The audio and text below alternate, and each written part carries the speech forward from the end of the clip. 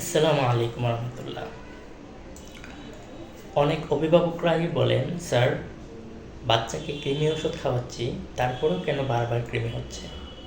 আমি তাদেরকে বলে থাকি, বারবার কৃমি হওয়ার সবচেয়ে গুরুত্বপূর্ণ যে কারণ সেটি হচ্ছে প্রপার হাইজিন বা স্বাস্থ্যবিধি মেনে না চলা। আপনি আপনার বাচ্চাকে ঠিকই 6 মাস পর পর ওষুধ খাওয়াচ্ছেন, কিন্তু তার হাইজিন মেনটেন হচ্ছে না, সেজন্য তার বারবার কৃমি হচ্ছে। আপনি আপনার বাচ্চার কৃমি সংক্রমণ প্রতিরোধে সবচেয়ে গুরুত্বপূর্ণ যে বিষয়টি মেনে চলবেন সেটি হচ্ছে বাচ্চার স্বাস্থ্যবিধি মেনে চলবেন। বাচ্চা যখন টয়লেট করবে তার হাত পা ভালোভাবে ধুয়ে পরিষ্কার করে দিবেন।